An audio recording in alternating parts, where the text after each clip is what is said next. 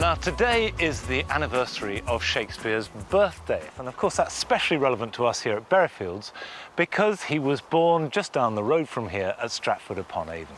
And I can think of no better way of marking that date than spending time in an English country garden in spring. And look, as if in celebration, all the tulips have come out just in the last few days.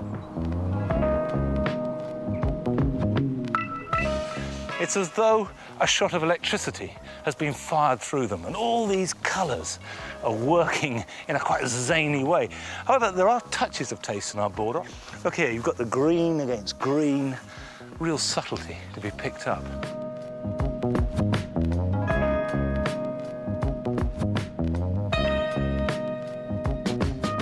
And it's funny how when you plant up a border, nothing much happens for the first season. It can be healthy and you get the odd flower and it looks nice, but it has no volume. But wait a year and suddenly you get this surge of growth and you discover all sorts of things about it that you might not have planned. There are self-seeding plants. Some plants don't grow as fast as you expected. Others just romp away. And it needs managing. And to be honest, this is part of gardening I absolutely love. But I'm going to start with quite a big job, which is dealing with this Onopordum. And I do need protection for this because of all the plants in the garden, I think Onopordum is probably the spikiest of the lot.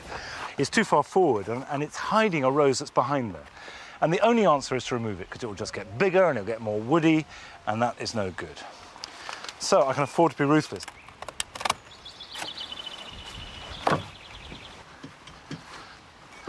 This lovely opium poppy has worked its way along the border and it's great until it reaches here. And for some reason, we've got a great mass that have germinated. And yet on the other side, there's just a handful. And the net result is that we have both an unbalanced border, and the idea is the two are not symmetrical, but they should harmonize with each other. And also, it's blocking plants. And the only thing to do is to pull them up.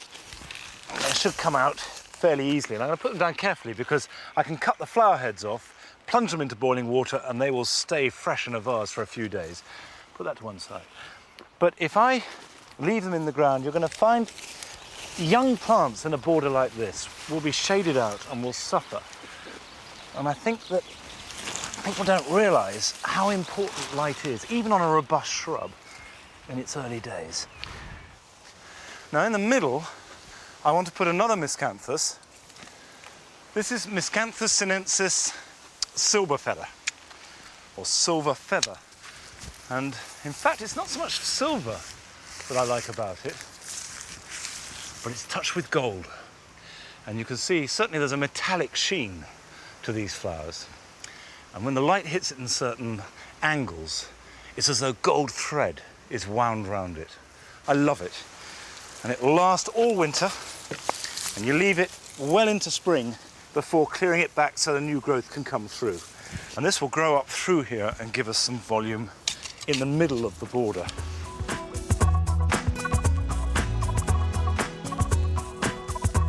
When herbaceous borders were the real thing, they'd be dug up every couple of years and divided.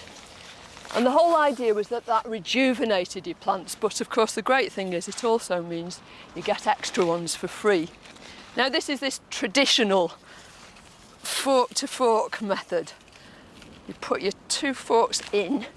I'm using these on this Hemeroculus. This is definitely the best way of splitting daylilies, Niphofias, anything that's got these big, solid crowns and long roots.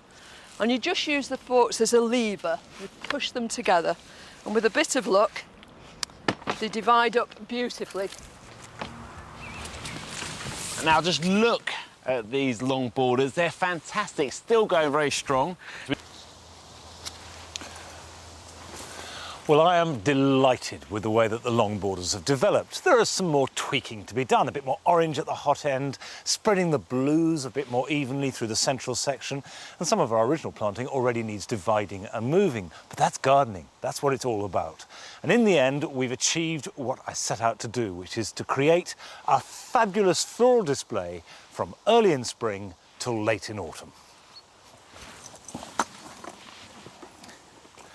Going from the classical grandeur of our long borders to the most enclosed and contemporary part of Berryfields, we come to the courtyard.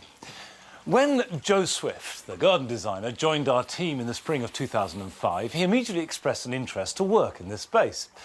And when he first came in, it was still filled with the plants and pots left over from our previous Christmas special. But when he had cleared these, I was really keen to see what ideas he had for it. What's the plan, Joe?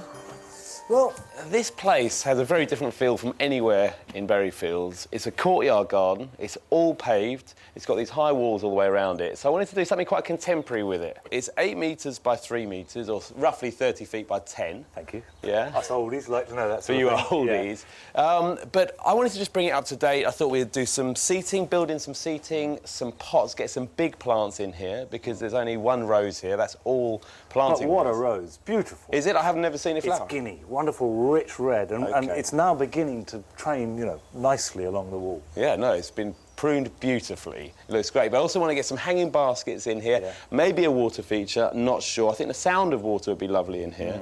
While you start, I'm going to go and do something I bet you won't have in here, which is the lawn. OK. There are 2 key issues in this courtyard. One is that we can't permanently plant into the ground because everywhere's paved. And the other one is that there's nowhere to sit here. So I thought I'd combine those 2 issues together and build some planters with a seat in between them at the end here. Now, we're going to use these lovely oak railway sleepers. I'm going to line it with an old compost bag. This is going to help retain the moisture and also stop the soil seeping out. Once Joe had finished the oak planters, he then got going on some contemporary containers. This Xanthodicia is a really good plant, and we're using here a multi-purpose organic compost. They like plenty of water, so we're going to keep them well watered in. And these Xanthodias just keep flowering their socks off all spring, and they'll go right through the summer as well. Really, really nice plant. And in this one, we're going to go for one of my favourites, Euphorbia purpurea. I mean, that's got the lot as well, and it looks great together with that. Again, the maroon, the acid yellow, the fresh green, and the foliage. But these do have a sap, which if you get it on your skin, it can be a real irritant, can be a problem. That's why I'm not planting them in here next to the bench. So they're going to be planted over here, and I'm going to put 3, I think, in this pot here. And it works very well with the zinc for the planters. Now, these 3 pots are going to give us really good colour through the spring and the summer. But for some evergreen, or should I say ever-silver colour, we're going to use 2 of these. Astelia chatamanica silver spear. A really good plant, great in shade, good architectural foliage, and they're going to be planted underneath here, underneath this Tracheospermum jasminoides, which is one of my favourite climbers. It'll grow well in shade, it's clothed neatly to the ground in evergreen foliage, and in the summer has a small but very sweetly scented jasmine-like flower. Really good plant. And this combination, a simple combination, is going to be a great backdrop for all the colour in front.